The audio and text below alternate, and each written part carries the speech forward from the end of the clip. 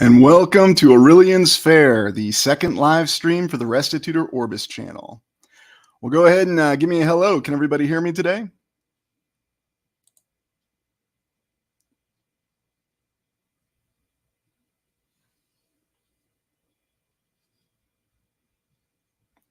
Who have we got out there? I've already seen Jamie. I've seen Eric.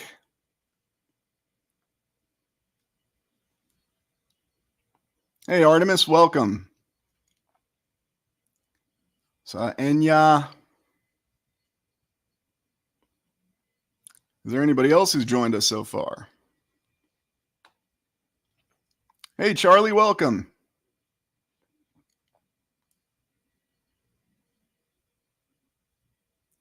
All right, we'll go ahead and get into it for right now, and I'll say hi to you as I see you, but it's been another wonderful week. Hey, Bailey, welcome. It's been another wonderful week, and I think we had some good results with some of the things that we explored, and I really appreciated a lot of the feedback that I got on some of the topics that we explored, and certainly wanted to get some initial feedback once we get the question and answer session about what you thought about it and what you think we need to continue to explore. But hey, Brian, welcome. Welcome from New Mexico. Maya, it's good to see you. Thanks for joining us. Hey, Richard, good to see you. Well, Michigan. Actually, not that far from me. I'm staying in a nice hotel in Wisconsin right now doing another exploration. So if you're wondering where I am, that's where I am, and that's what I'm about. Well, let's get right on into the exploration with the images. And we've picked out some different images for this particular live stream and varied up things a little bit from last week. So I wanted to see what you thought of it. All right, can everybody see that?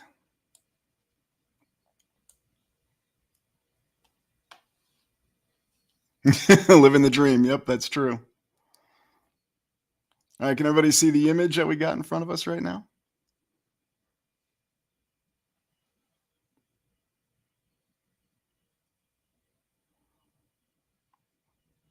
All right, this is taken from Lacrosse. Now, the dating on this is very interesting. Hey, Eric, good to see you. Hi, Frank. This is from Lacrosse, and supposedly this is an image from the 1930s. Although what's fascinating about, yeah, tram with no wires. You're all over it, Jamie. That's right. What do you see about the road and notice about the road? Here, let me zoom in on it for you a little bit. I think you can kind of see it with this image. Yeah, there's no tram wires. It's very hard to see. I mean, you can kind of see a connection, but there's nothing up top. But when you look in the road, what detail do you see? And this is a facet that you see in many Midwest towns across the United States. Yep, you got it, Eric. Plain cable stone. So you have to wonder about when they built these tracks and how they laid this out, what it really meant, and what were they trying to achieve when they did this. And we haven't even touched the buildings yet. Yep, red brick. You'll see that, yep, the tracks in the red brick. And you see that in many different cities. And when I've been in the South, I remember in Columbus, Georgia, they had an area called the Old Town, and all you had was red brick that you drove around on.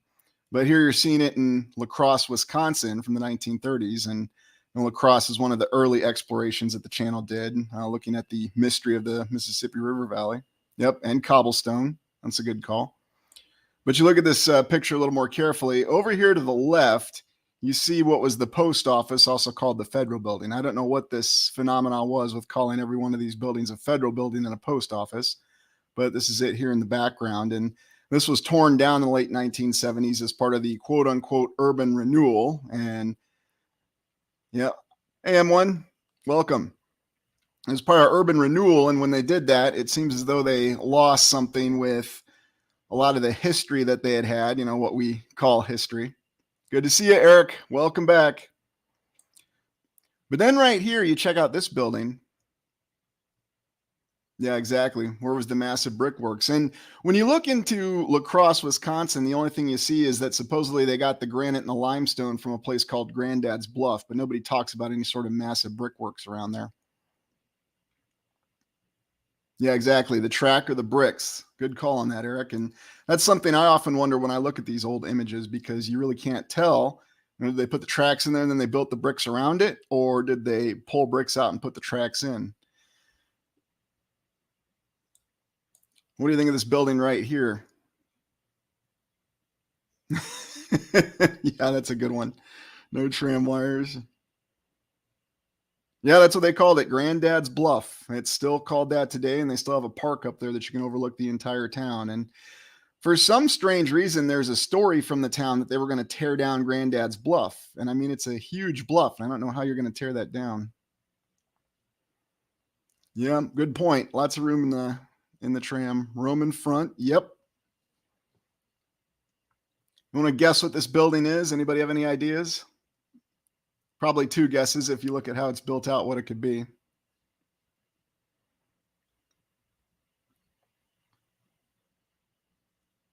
I'll tell you what it's not. It's not a daycare.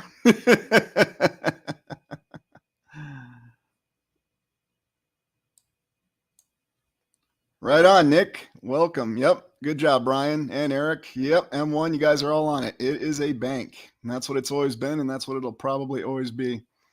And believe it or not, that bank is still standing there today. Yeah, library, that's a good call. Carnegie Library, like that one that we saw in Janesville when we explored Janesville.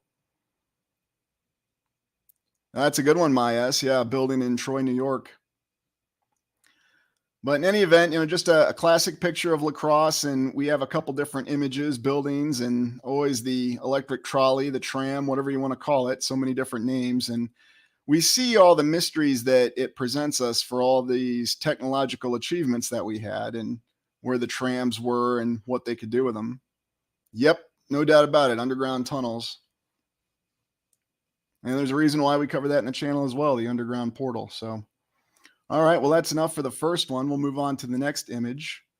This is actually a relief that was on the side of the federal building, the post office that we just looked at in the previous photo. So what do you think of this very interesting image that we have? This was featured on the Reddit portion for the channel. So if you looked at that, you've seen this image earlier this week. School. I like that, Charlie. But what's this image remind you of?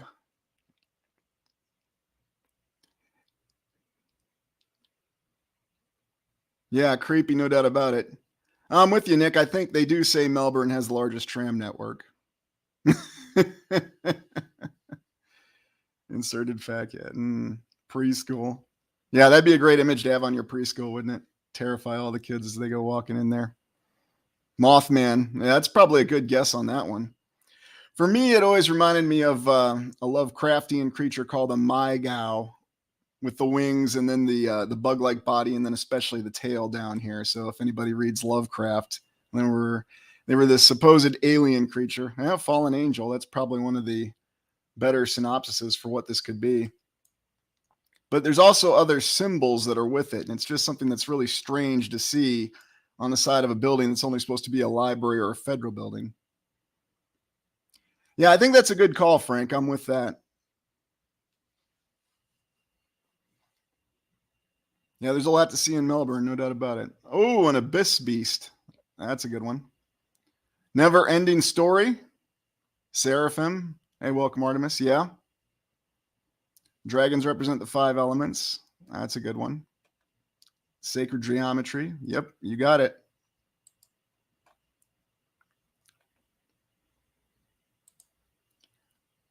Yeah, it's just something that we see a lot of, and we have to wonder what this image is trying to say. Yeah, Lovecraft is terrifying.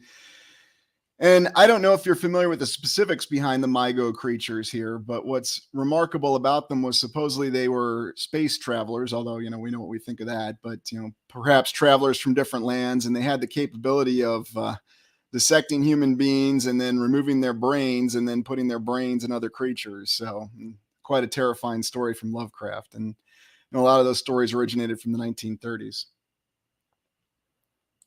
But in any event, I think we've had enough looking at this little ghoulish feature, so we'll move on. All right, we got what looks to be a dome under construction here.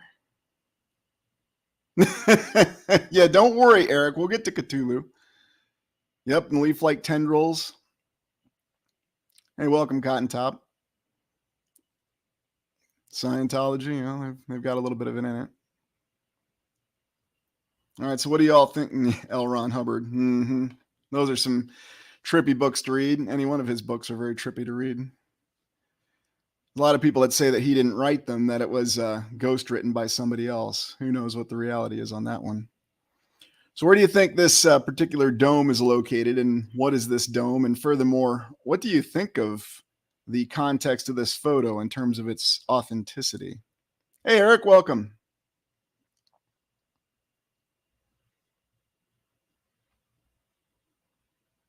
Yeah, that's a good one, Bailey. Strange gray waves around the steeple. That could be.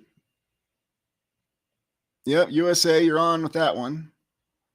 This is actually the Wisconsin State Capitol, the 5th Wisconsin State Capitol that they had built. And you tend not to see, yep, I agree with you, Frank. It does seem to be something that's a little off. And there's something interesting about the Wisconsin State Capitol. Yeah, the supports and then the cranes that they have on it. Hey, Eric is just a cool name to have, you know, whether it's with a C or a K. So let's zoom in here a little bit. Now, I know not a lot of people watch the Wisconsin State Capitol video. That was one of the channel's early videos. But one of the things we looked at was all the different state capitals that they had in Wisconsin and the fact that they're, yeah, that's a good one.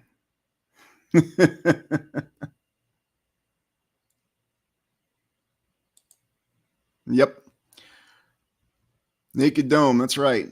So the interesting thing about the original Wisconsin State Capitol was it was actually located in Iowa, in Burlington, Iowa, the territorial capital. It was nowhere near the geographical area that became Wisconsin. And then it's the only state capital that's located on a little isthmus, so it's right in between the two major lakes in Madison. But this is one of those telling photos where you're not sure what you're looking at. Yep, could be all hidden technology and all photos from that time frame. Certainly don't want to discount any of it. So we'll move on. Well, you know, that's a good question, Nick. And we suspect they may have had purposes for harvesting atmospheric energy, or they might have had some other intention that we're not fully aware of. Now, in this next photo, it's the same building. Yep, exactly. Good point, Eric. And funny you mentioned that, because in this next photo, so what's interesting about this is supposedly a photo of them building this portion of the 5th state capitol, but then this dome here is from the 4th state capitol. Well, take a guess, Eric. I'm sure you can guess what the excuse is why the Capitol had to move. You know, it's that phenomenon that we see, one of the natural elements that always comes up a lot. It starts with an F. Hey, Otto, welcome. Sorry about that. I missed you. Good to see you.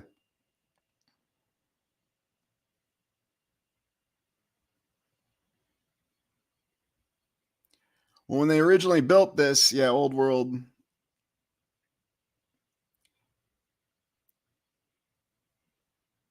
Yep, you got it. Fire.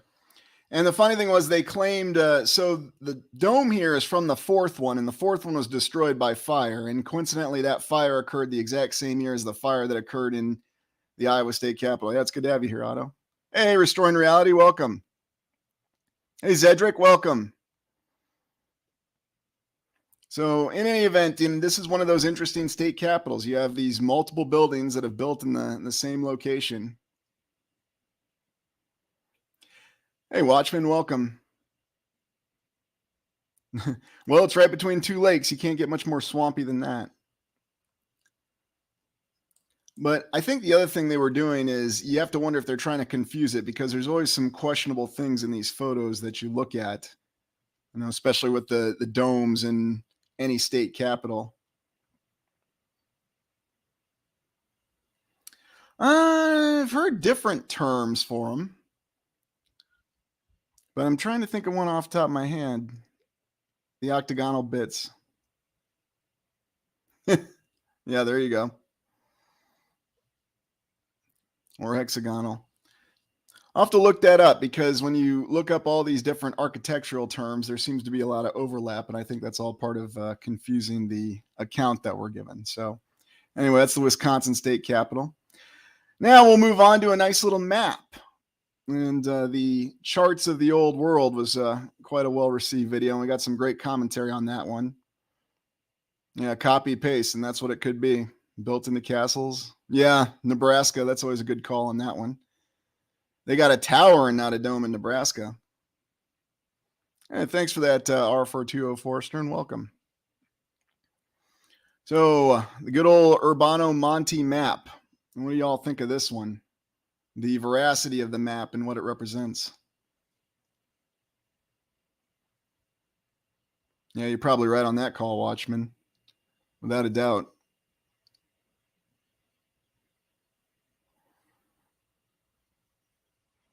Yeah, that's probably the most basic aspect right there, is that it shows the classic flat map. Now, I don't know if you recall the story on this one, but they supposedly found this, and I joked that they found it in Urbano Monte's bathroom because apparently he had this map divided up into 40 sheets, and it had never been assembled in a quote-unquote planisphere. Yeah, you're right on that one, Eric. It's missing the outer rings. It's a good point. Yep, that's exactly right, Nick. And you have to wonder if that's what they were looking at or what were they trying to see. Yeah, that's very true, Jamie. And, to this day, they still try to frighten us or deter us from airship travel. Something you'll see me joke about in the comments. But the other thing, let me zoom in on it. What have you got here towards the center of it in this particular map? You can see lots of land around the North Pole. Yep, that's right, Otto. And I think that's probably one of the more accurate depictions that we see. Well, that's the thing with the drones is, even when you fly drones, they're controlled on where they go.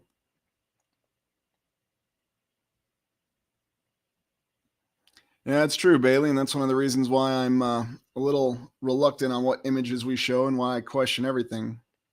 Worlds within worlds, and that's something we'll continue to explore as we go forward in the channel. Is it a physical world where we have outer rings, or is there some other sort of dimensional connection that was alluded at when we explored the Operation High Jump down the Antarctica?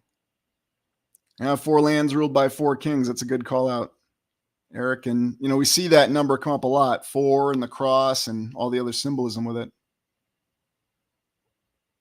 Yep. Drone police, yeah, with the programming, because that's ultimately how they manage everything.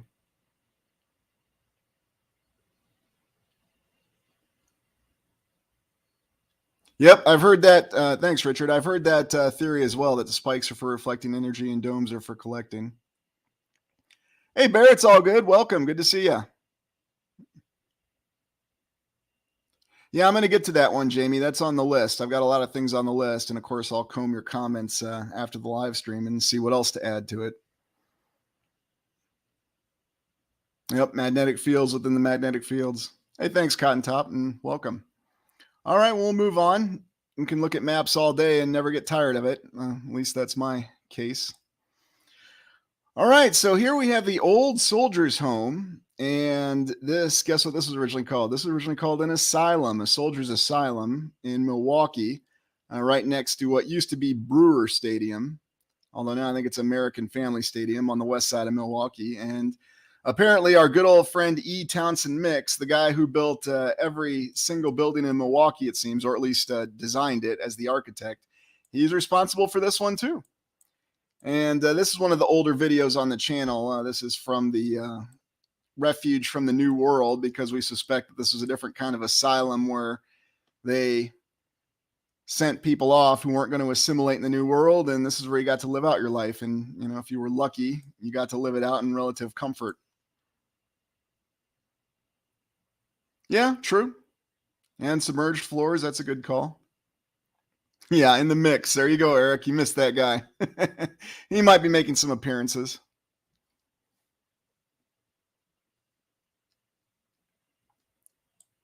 But when I was on site, it took me a good 15, 20 minutes to walk around the entire building. This is just the front portion of it. And what you can't see behind it is that this building goes on and on and on. It's probably, I'd say, a quarter of a mile in length. And then there's other buildings behind it. So it's another example of not a single building. It's a compound. 837 Pintos, welcome. Well, I think there's something with that. Yeah, you're right, Richard. It is what you asked to enter a country. And and I think there's something with that because what we suspect happened with the soldiers of the Civil War and the uniform question that we had, because we have both sides wearing blue and gray, and it's not something that's easy to talk about, but it is a fact, and it is something they state that they had issues with positive identification. Yeah, I've got aerial photos of it, Frank. It's back on that video. I haven't pulled them up for this particular presentation because when you just look at this portion alone in the tower, you have to wonder, why do they have a tower for an asylum building? And what's with these side turret buildings? And just looking at this, it's questionable of itself. It's not quite a store fort. It's laid out more like your typical compound. And we'll look at a couple of the pictures of it. Yes, Jamie, they did say they had retrofitted plumbing. Yeah, that's a good point, Eric. I always wonder about that. Very true, very true. All right, well, we'll move on to the next one. And this is going back to the asylums, and this is a state hospital in Cherokee, Iowa. Yeah, Jamie Palace, that's a good one.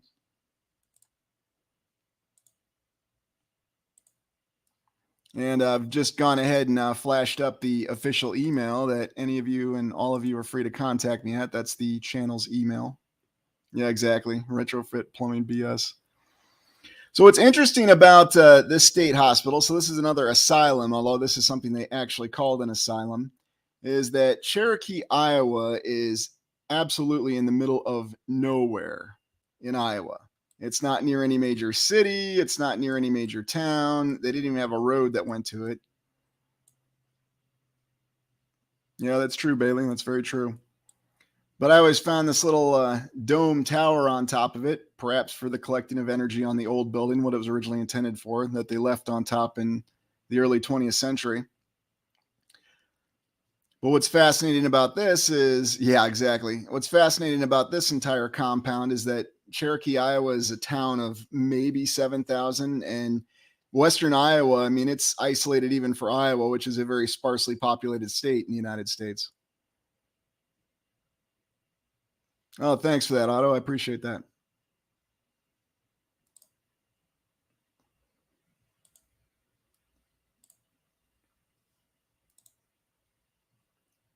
But when you see all of these asylums and you see the parallel intention with all of them, that it seemed to be a place that they were detaining people. Yep. Oh, yeah, mechanical bridge that swings 90 degrees. That's really cool. I'll have to look into that. That's a unique design too. It kind of reminds me of the unique design of the ferry bridge they had in Duluth. Yeah, you're right, Jamie. It's really, really out of place. The thing about it though is for this one, the question I always had is how they got the materials in here, because there wasn't an operational rail track around there. They didn't have the highway built in the early 20th century. This was about 1904 when they put up this beauty. So, yep, that it does. But this just goes back to the entire asylum question that we had. And, you know, this clearly seems to be a building that was left there because nobody had the capability to build it at the time. Yeah, that's something I've wondered too about, Eric, is the snow and everything else that we have. Yep, you're right, M1, and that's what I put on the video too. I mean, someone annoyed you, or if you got kicked in the head by a horse, or if your husband was unfaithful, or if your brother had betrayed you, then you could be locked up in an asylum. Or they just didn't like you; they had the catch-all too. Now you're right, Frank. You're not going to see this built either. What's that, Eric? Zeppelin airdrop with parachute, like early day Air America. Oh yeah, you're going back to that Air America one, aren't you? What you got, Watchman? Antiquitech for electrickery. So you no longer have to wonder why they're converting the world back to free energy. Yeah, Marty McFly, that's true. Well, sorry to hear that, Richard. I'm glad you're out of there now. And yeah, you've got all kinds of references in movies and mainstream society where we see what asylums really are. And I think if we go from the film One Flew Over the Cuckoo's Nest, they made it very clear that it was much worse than prison. All right, so this is a little bit more of a larger compound, and this is actually another one of those national military homes. And yet you see some interesting buildings with this one. Oh, nice. Yeah, could be floodplain. Hey, nice one, Eric. Yeah, Shutter Island. So this is another one of those massive soldiers' homes that they had for Civil War veterans. And yet you see all kinds of amazing buildings on it. And good luck finding better photos of this because I looked for some time. But I mean, even what you can see, even though it's difficult, it's pretty remarkable. You know, when I was looking into the soldiers' home and getting an idea of what kind of facilities that they had, this one just completely blew me away. You always see an amazing church there. You always have the big administrative building. Yeah, exactly. It's a whole compound. Yeah, it is a good theory. Yep, you're right, Watchman. It's all about silencing people and making sure everybody does what they're told to do and thinks what they're told to think. Yep, just a huge compound. And I regretted that I couldn't find more pictures of it, but I'll keep looking. I think it deserves another look, maybe another video on it.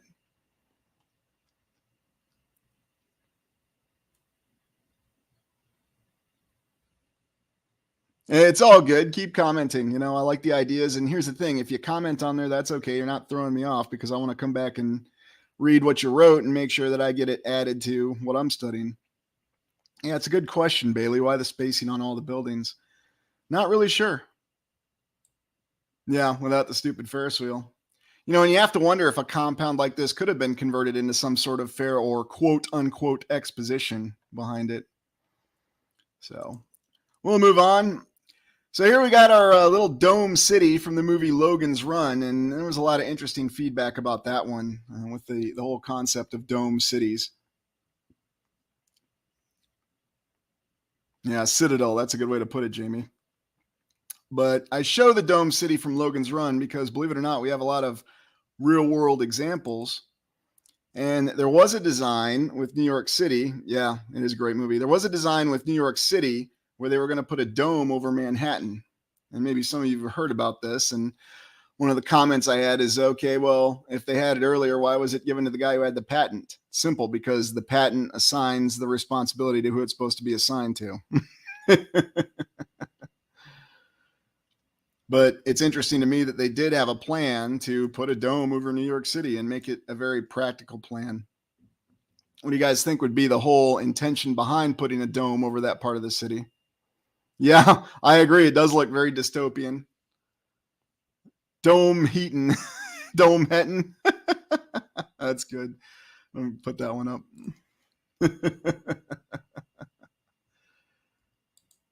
Yeah, I agree. It does look really dystopian.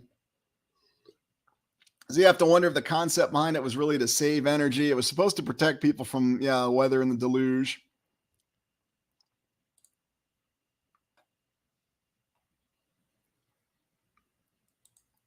But in any event, they had that plan for New York City, and yet,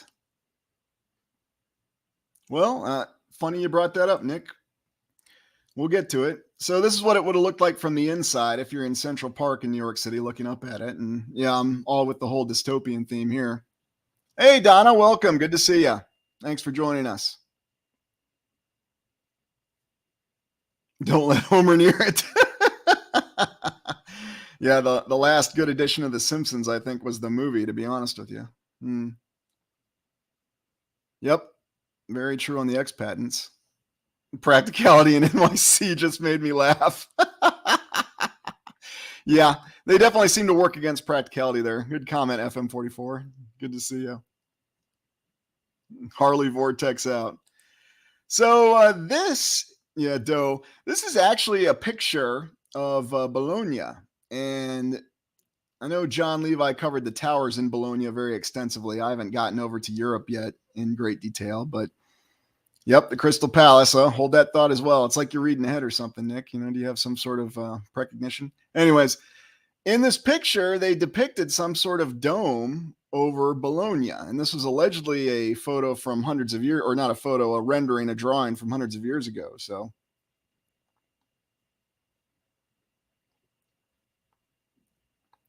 well, that's very nice, Donna. Well, I've got my email on the official email is going to be published. So you can correspond through that method. Yeah, fifth sense. That's what it sounds like.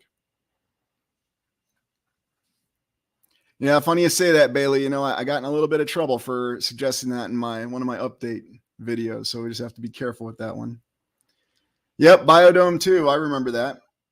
And I don't know what they were trying to do when they, if this did exist for Bologna or if this is just something else. But yeah, it does look like a dome. I mean, you're not drawing that accidentally. That's not just some line that they put on there. So what kind of rendering was this? Why were these cities walled? Why were there towers in Bologna like this? It definitely causes you to question it all. So I'll put up the banner again. So that's the channel's official email, and feel free to correspond directly with me there. It's for all members. But I do wonder what the concept of the dome was and what they were trying to achieve with it, and why we see so much of it in the older photos and even the older renderings. So clearly it's something that's been with us for a long time, and we just happen to see it in a science fiction movie such as Logans Run. I wonder, where would the carousel be located in Bologna?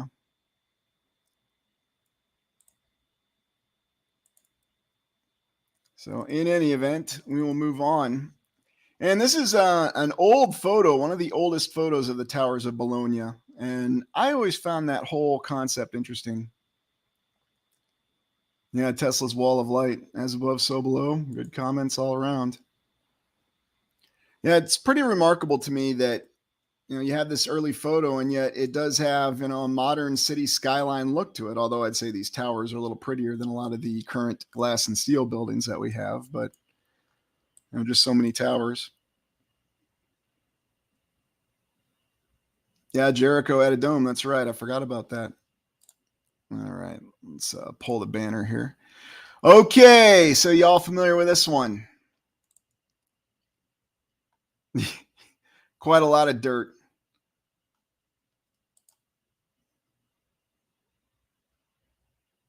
Yeah, exactly. Screaming at the apocalypse. What is this? Does anybody know? I'm sure you've all seen it before.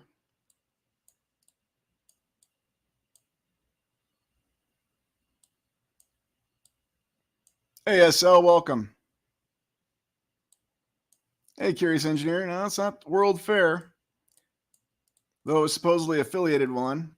This is the Crystal Palace. And this Crystal Palace in the United Kingdom or Great Britain, yep, you got it, Nick.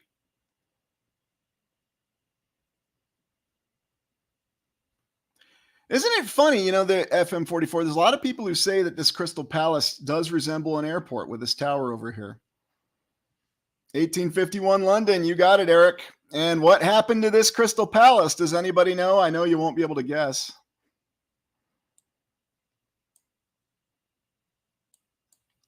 Look at all those little arches there, all the little detailing, these massive stairs. And does anybody know what happened to this Crystal Palace? You got it. Burned down. More fire. So apparently, that glass and steel can get fired down. Airship terminal. Yeah, I like that one. We got another one of it. Yeah, that's a good point, Bailey. And when you look at how fast they made the glass, it's one of those things that doesn't really pass the sense test. Well, yeah, flames can do anything, especially when, you have the, yeah. Won't touch that one, but yeah, you're right. It did prove it.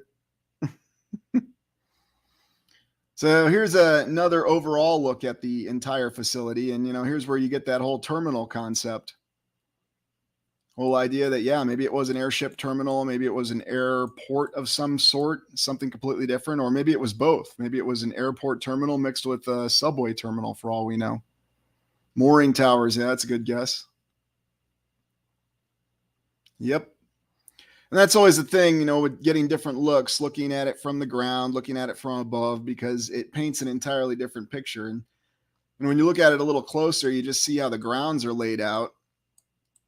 And yet the purpose of these two towers, I mean, they never made it clear what the original purpose was. So it's like they didn't have any idea. Yeah, I'm with you. Zeppelin refuel, that would make a lot more sense. Embarking and disembarking. Yeah, cows and candles. That's a good one. All right, so we'll move on to the next one. Okay, star forts. Bisloy steel, structural and doesn't rust. I have heard of it. I've heard of a couple other types of steels. that could do that. But I'm not really sure on the veracity of it. They say they have it, but there's a lot of things that they say they have, and you have to wonder if they really have it or if they're just telling us something. Deception always gets it a little harder. Now, what's really interesting about star forts to everybody? Why do star forts compel us so much? What do we see in star forts? And I just broached the topic for the first time with star forts. I hadn't really covered it yet in any of my previous videos, but it came up when we were looking at technology and also when we were looking at how cities could have been laid out. But what do you really see with star forts that's remarkable? Oh, Arrowell, that's a good one, Donna.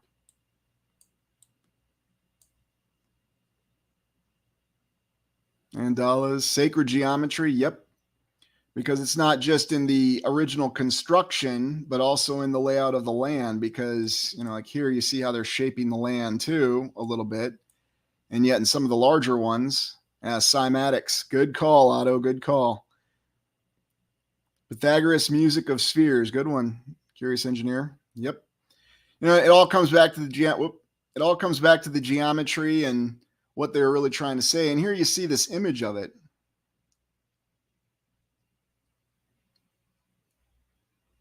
Well, they can pretty much say what they want to for how buildings were destroyed, and you know, who knows what actual efforts they really had for it. So that's what we have there with the star forts. Now, which one of these would you say is the most impressive? Yeah, that's true. They did often build cathedrals.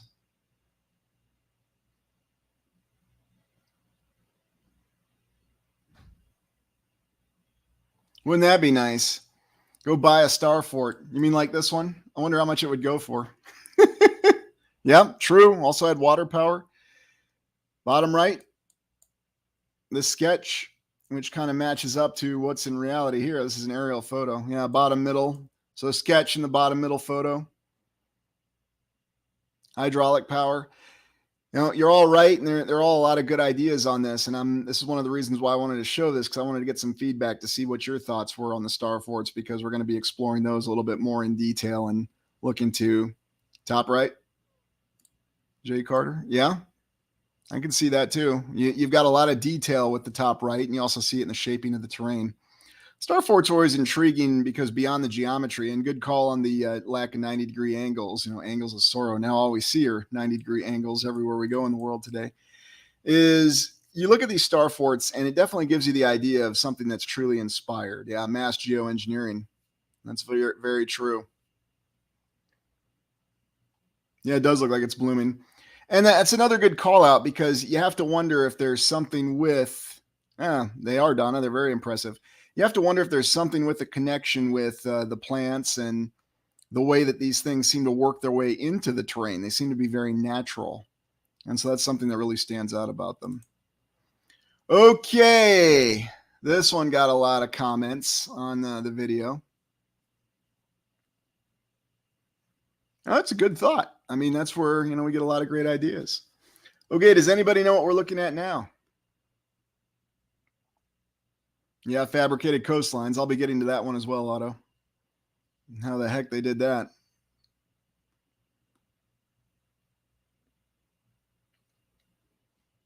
Okay, what are we looking at here? Does anybody know where this is?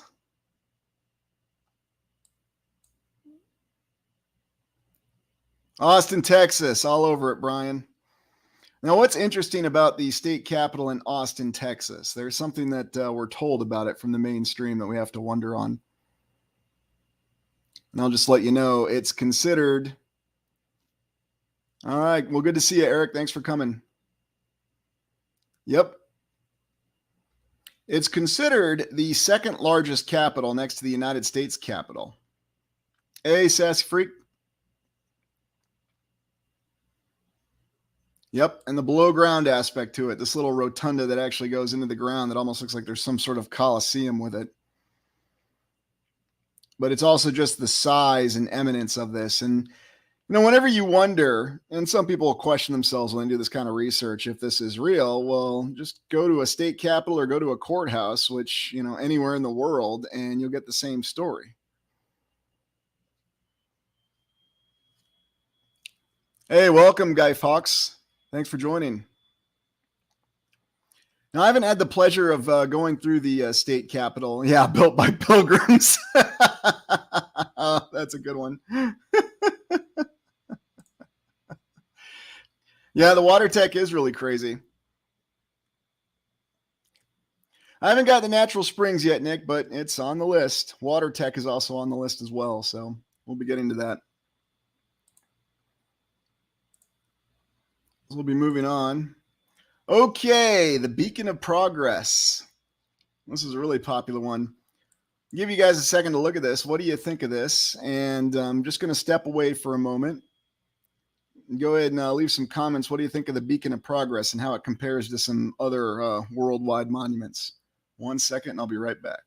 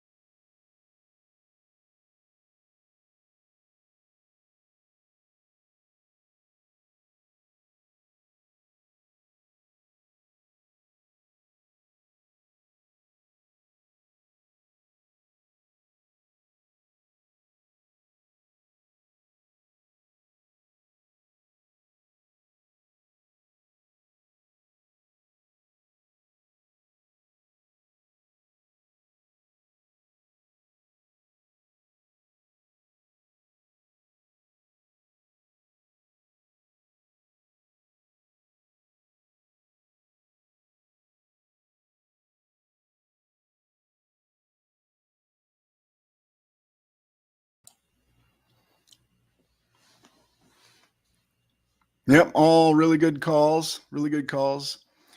What is the spire designed to do? Draw energy? Yeah. The Beacon of Progress is really interesting because it was supposed to be built with the Chicago World's Fair in 1893. And yet they didn't get around to building it for some reason, and we're not sure why. Yeah, that's a good call, Myas. Phallic symbol that the area was conquered. That could well be too. The real question that we had is, did this structure actually exist? And there's a lot of questions about that because they were supposed to have built it for the Chicago World's Fair, but why would they do all these renderings and these drawings of it if it didn't exist or if they weren't really going to build it? It was just a single concept, and yet there are many renderings and many drawings of it. Almost gives you the impression that this is something that really existed.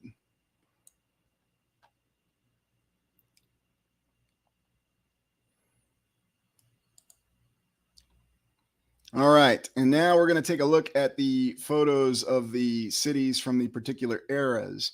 Now, one of the theories that I postulate is, yeah, exactly, utilitarian function. That's a good point. One of the theories that I postulate is the fact that we don't really have an idea of what the real timeline is. We don't know how many years have passed. You know, we're given a standard set of histories. We've got many different dating systems. We're not sure what started when or where. But I've tried to explain it by breaking down everything into 5 potential eras, where we had 4 eras before ours that were broken up by resets.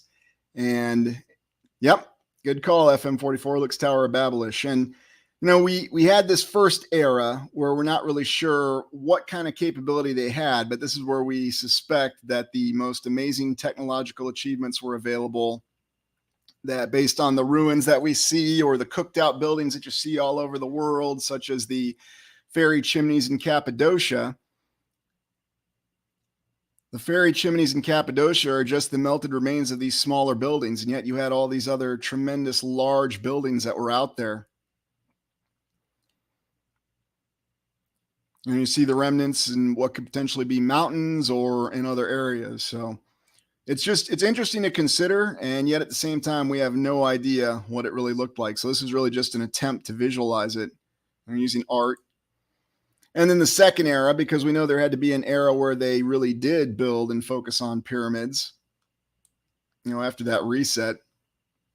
Because what's the mainstream tell us about pyramids? Well, they had them at a time when we were in the Bronze Age. What does everybody think of that? And that we built the pyramids during the Bronze Age with the minimal implements that we had in the mainstream history.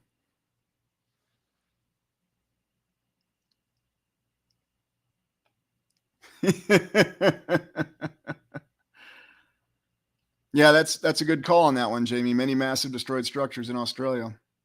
Lots of explorations that could be done on that. So you have to wonder. And then, of course, the fact that pyramids are all over the land. There's no geographic limitation. People just want you to think, oh, they're only in Egypt and maybe in Mexico. Yeah, that it is. Well, it could be. Yep, good point. Now, the third era got a lot of feedback, and this is where we're looking at what one of those star fort cities could have looked like when it was fully built out. And I thought this was a really good artistic attempt to depict what that could look like, where you see how the city is really amalgamated into the surrounding terrain and nature is part of it. And at the same time, it has that amazing geometric beauty. Yeah, it's true, Scotty. There could have been, for all we know.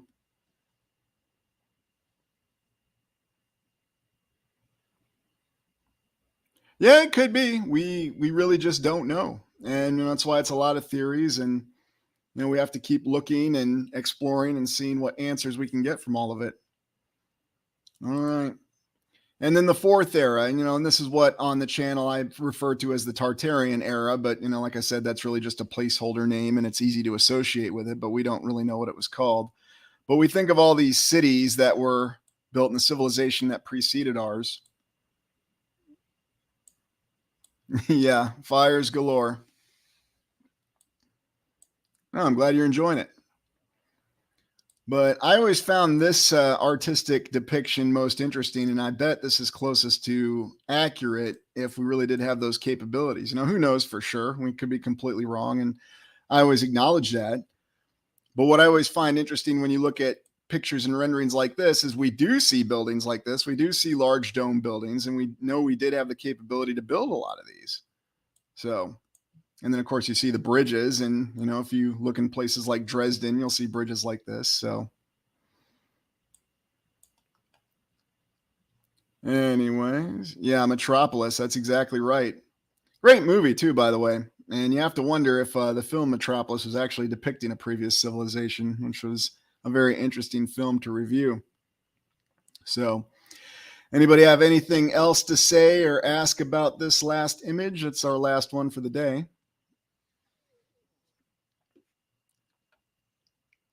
Yeah, Manhattan.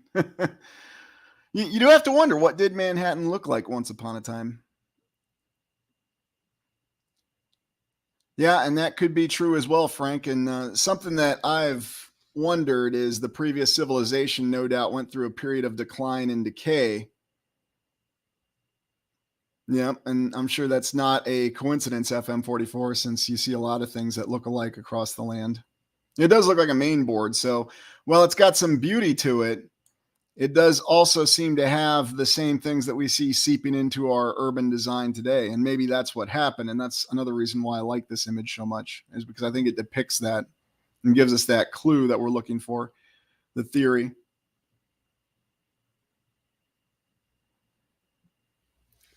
So in any event, well, that's it for the images. So we'll go on to part 3, question and answer. Yeah, we can bring it back. Hey, Adam Baum, good to see you, brother. It does look like Pittsburgh. Yeah, Orwell did rip it off.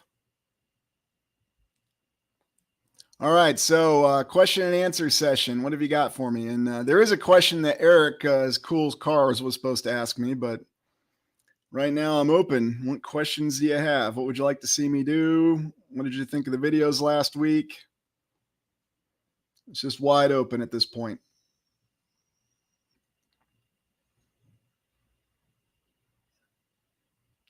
Oh, you want that image back up, that city? Oh, sure. Hold on 1 second.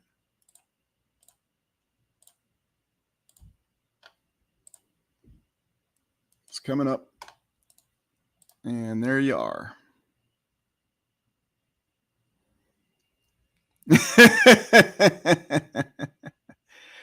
Good to see you, Eric. Good timing. I'll get to the Notorium in Helena in Montana. I assume that's the one you're talking about. That's a cool story, and who knows what's with that, but that definitely involves a video exploration in of itself. Like the old world movie series. Yep, we'll keep doing that. Okay, Fifth Element in the video store story is what below ground. Oh, you're talking about that. Okay, yeah, brutalist architecture is terrible. Okay, so staying on track here and not reading the chat. I got a request for the Fifth Element video store story. So it's 1998. I'm working in a video store with two of my friends, Greg and Andrew, and the movie Fifth Element had been out for probably about 2 to 3 months. And working in a video store, I don't know how many of you are familiar with it, if it's before your time, after your time, or whatever, you'd always get these random people who would come in and ask you these questions about, you know, that one guy in that one movie, you know, that one bald guy? Oh, yeah, that's Wallace Shawn. He was in My Dinner with Andre. Who's Wallace Shawn? Oh, he starred in Princess Bride, and he played Vizzini, the guy who tried to outduel the Dread Pirate Roberts, a.k.a. Wesley. Oh, okay. So we had this little competition for a week. Who could answer questions without saying they were stumped? Because these people would come in and they'd ask you the most bizarre questions, and you'd never know if you could answer the question. So whoever had the most questions they couldn't answer would lose. And between the three of us, the bet was that if you lost, you would have to dress up in the bandages that Lilo wore in Fifth Element. And then, yeah, inconceivable. And then run all through the grocery store, because the video store is part of the grocery store, with just the bandage chute that Lilo wore, and through every aisle, and then run back out. Well, as luck would have it, Greg lost the bet because he had 3 he couldn't answer. I had 2 I couldn't answer, and Andrew had 1 he couldn't answer. So Greg comes in on Friday, and he's in his little Lilo bandage chute, you know, and you can see most of his body. And we send him off, and he goes running through the entire grocery store. And then we see him book it back out, and he goes out the door into the parking lot, and he's got the assistant general manager hot on his heels. And the best part is he trips into his own car, smacks into his car, and he had an older Corvette at the time, a 1980s Corvette, and he tries to grab the handle. And when he grabs the handle comes off in his hand and then catches some of the bandages around his midsection. And so he's completely exposed to the world in the parking lot of the grocery store. So every time the Fifth Element comes up, I see poor old Greg out there in his torn off Lilo bandage chute in the middle of the parking lot in the grocery store. So there's the story. Hopefully you enjoyed it. No, it wasn't a Blockbuster. It was just an old grocery store video store.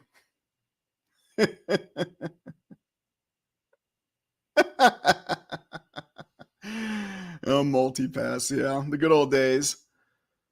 Yeah, it's funny because video stores didn't last too much longer. I remember South Park episode. Yeah, exactly. How long will it take to rebuild, right? It's a good question. I remember when South Park did their little episode making fun of the video store where Randy bought a video store and then he was going nuts, just like the movie The Shining. It was hilarious. Hey, thank you very much for that, Mad Guardian. I appreciate it. Thank you very much.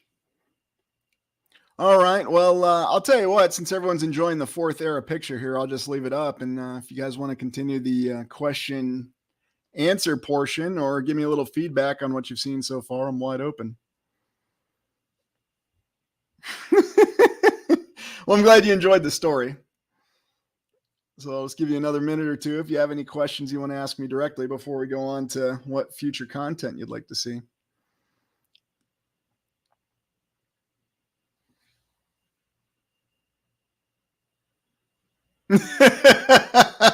Yeah. You mean if I would have been taping it, Atom Bomb? Oh, goodness. Back then we still had the handheld camcorders. We thought those were so technologically advanced. What's my favorite type of old world building? Well, it still continues to be the state capitol, namely either the Iowa state capitol or the Connecticut state capitol. That's the reason why it was my first video or first exploration.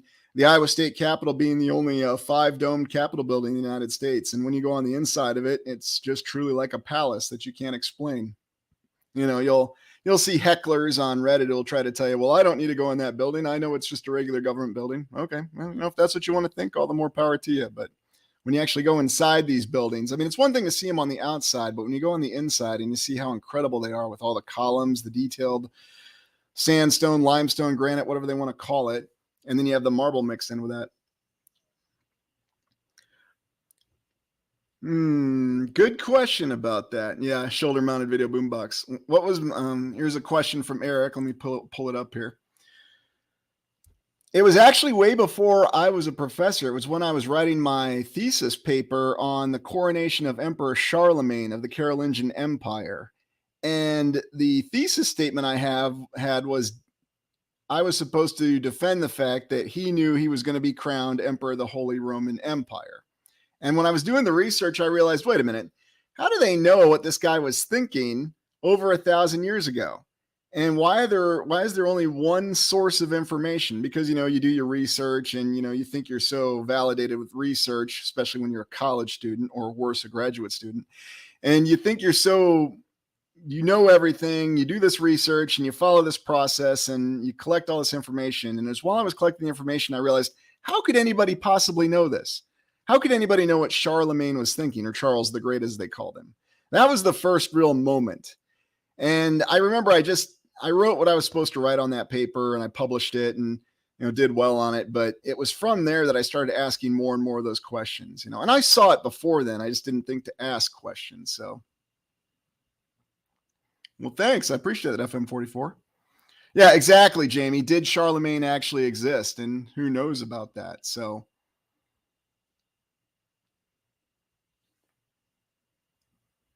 Okay. Ishko, and welcome. Yeah, the Parliament building in Budapest. We'll get to it. So hold on a second. Let me get back to Donna's question here. Stargates travel across continents instead of outer space. Yeah, we're definitely going to get into that. And we already started to lean into that with the high jump explorations, that series of videos, because it's very clear that they found something down there. And I think the evidence points to the fact that they do have that sort of capability. So that's something we'll look at. Titanic, yep. Look, Donna, I didn't lose the bet, okay? I won the bet. There were only 2 questions I couldn't answer, so. Oh, this is a good one. Hold on, Bailey. Let me get this one up. Yeah, the Peshtigo fire with the Chicago fire, especially since I'm in Wisconsin right now, so. Yep, those are all good points. That's going to be a separate exploration right there. So in addition to the Budapest video, we'll definitely look at the Peshtigo fire. So it's a good one too. All right. Do we have any more general questions? We're not done yet because I'll be asking you for what you want to see in upcoming videos.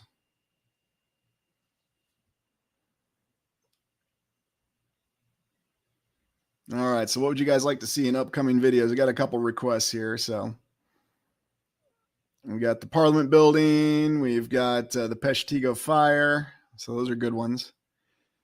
And let me share with you all, it is never any challenge to come up with topics. The greater challenge is to try to find the topics that are really going to resonate with everybody. You actually have the ability to do a little bit of research, because I still try to do research, but at the same time, I also understand that anything that we research, it's questionable at best. That's even if it's from 30 years ago. What was the mud flood? Well, there's a lot of different explanations for the mud flood. Was it something caused by massive deluge, rain, or was it something caused by sound frequencies that caused the ground to melt? There's many different theories on it. I'll have to do that one in a video as well. Major historical figures, whether they existed or not. Was it all written by script writers? That's a good one, Adam, and that's one I'm going to get to as well. And we're starting to lean into that as we look into supposed works of fiction. Hey, Bargine Journey, welcome. Yeah, we don't know what caused it, Scotty. The big theories either are the rain or that it was some sort of effect from sound. I know John's got some theories on it, John Levi. 18th century, 7 Years' War, the First World War from Restoring Reality, okay.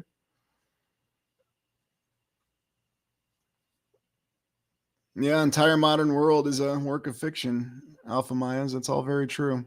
Good comments across the board. I mean, I'm surprised. I'm just going to be honest with all of you right now. I was surprised at the turnout for the first live stream. Yeah, Sonic Liquefaction. Thanks, Jamie. Liquefaction. Yep. You guys are on it. My mind's kind of all over the place right now, so I'm trying to focus a little bit. You're dealing with a former professor. It's easy to get my mind jumping all over the place, just so you know that. So it's one of the reasons why the videos are easier. I just have my little outline written out and I just stick to it. But one thing when you're doing these research, these explorations and this research, you can go all over the place. But yeah, the bell towers, maybe that could be all part of it.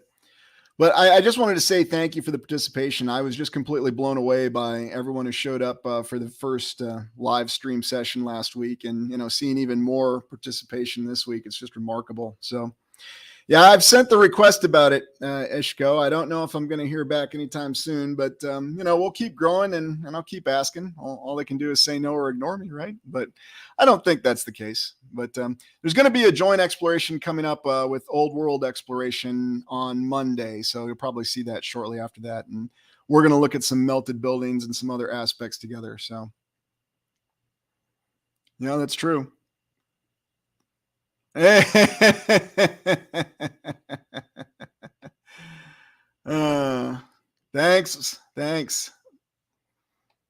Well, I appreciate that. And there he is right there making an appearance. Ask people to raise their hands. Oh, come on. I just like going back and forth with it,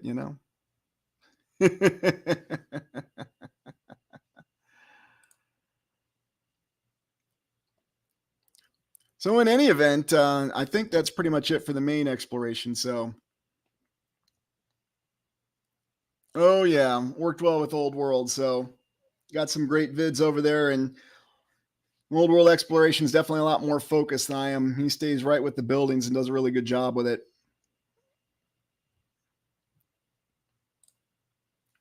Well, and you know what, M1, that's a good comment as well, because you see that there's a lot of a response now on a lot of the mainstream sites that people are trying to come back and they're trying to respond to it by saying, oh no, this is all crazy, or they're trying to tie it into the current political situation in the world, which is what they always do. That's an old topic there. Oh, thanks, Scotty. I appreciate that. What's your take on the Last Guardian architecture? You know what? I think I'm going to do a video about that, but I'm not going to answer the question just yet, because to be honest with you, I have about 3 or 4 different theories that I'm comparing on that one. So I want to make sure that I cover everything. There's a lot of detail when you're talking Last Guardian architecture. So not to answer a question with a question, but I'll just let you know I'm working on 4 theories. So in any event. All right. So one question I have for y'all, we're coming up to, yeah, there's a very Southern phrase there. So there's my Southern dialect coming out from the time that I spent down in the Southern United States. No, I don't think AI will hijack this kind of research, because we're wise to it, and it even happened to John Levi, where he was trying to show the photos from the Antarctica, and you saw what happened to that. So, if it happens to that channel, it can happen to everybody, but everybody's aware of it. And, we just have to be aware of the fact that any photo, whether it's modern AI or it's old and black and white, could not be realistic or genuine. So,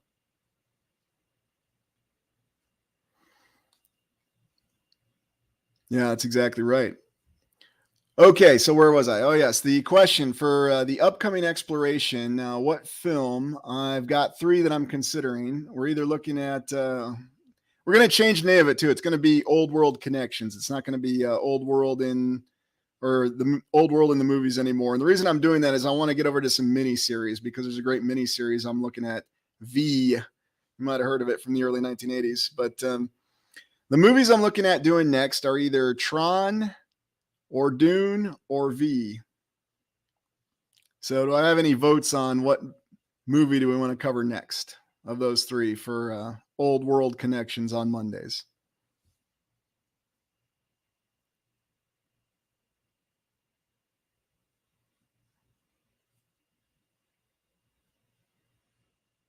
You all thinking very copiously about it? Oh, there we go. Tron V. Oh, yeah. V, Tron. 3 and 3. Well, that's okay, M1. That's why we cover them. And there's a lot of connections in both those movies. And yeah, the Dune books are great. Yeah, the movies have a sordid history with them. Okay, well, looks like I'm hearing everything. So I guess I will just look to surprise you. It might be Tron, it might be V, and we'll save Dune. Yeah, Tron does seem a little claustrophobic, especially in the old days of it. So don't worry, Eric. We're going to get to Dune. So I'll decide and surprise y'all on Monday whether it's going to be V or Tron. All right. So to close with, any recommendations for the live stream or anything we'd like to see change? And if you don't have anything to say right now, feel free to hit up the email, hit up the comments on the community section. I think you've all seen the Reddit page we have now. So you can comment there if you're so inclined, or there's many different ways to contact me and let me know where you'd like to go with the live streams. If you have requests for certain things you want me to present here, and we can all look at.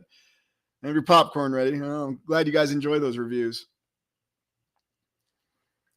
But honestly, the feedback that I get from all of you and this kind of collaboration, that's really the heart of what this research is about. Whatever we discover or what we don't discover, it's this rapport that we're building. We're talking to people all over the land in all different time zones. When will the next stream be? It's going to be on Saturday at the same time. So next week on Saturday. And I'm glad you brought that up for the Australian, New Zealand, and individuals from those time zones. Feel free to shoot me a note and let me know if there's another day or time that would work better for your schedules, because I know that this is a really odd hour for Australia and New Zealand, and I know we've got a lot of viewers from there. So I've got no issue doing another stream for a time that works better for you all. So, oh, thank you. Appreciate that. Jodorowsky's Dune.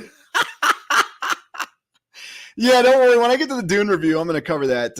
Yes, Alejandro Jodorowsky, very interesting individual. Even more interesting than David Lynch, and that's saying something.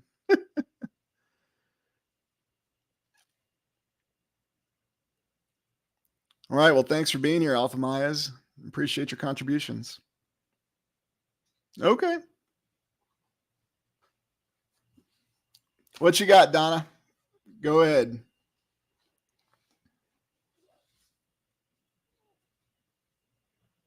Yeah, it's been a lot of fun. I appreciate all the feedback. Oh, I'm glad. Thanks, Bear. That's a great compliment. Yeah, take care, Frank. All right. Well, we'll continue to evolve these as we go. We'll get into raising hands and having a little bit more of a flow to it. Right now I'm just wanted to get a live stream out there and evolve it as we go. You learn as you do. You don't learn by not doing and just speculating. Still got those comments for V, huh? So.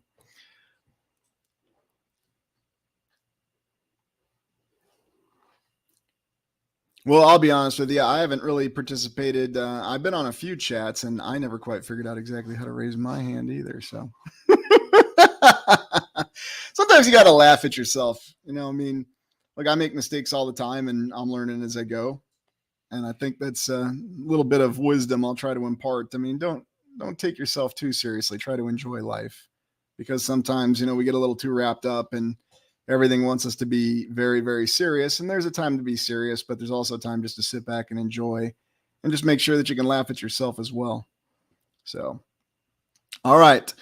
Well, I think that's going to do it for this live stream, but we'll look to see you next week at the same time. And if anybody has any comments or feedback, feel free to hit me up in the means that we've talked about.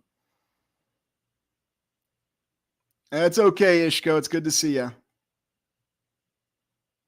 Okay. Well, if you guys have some requests for people who'd like to jump on and also talk as well, I think we can do that over time. So, not yet. Well, I look forward to it. All right. Well, thanks everybody for being here. I think we're going to close it down, and y'all have a great weekend or wherever you are in the land.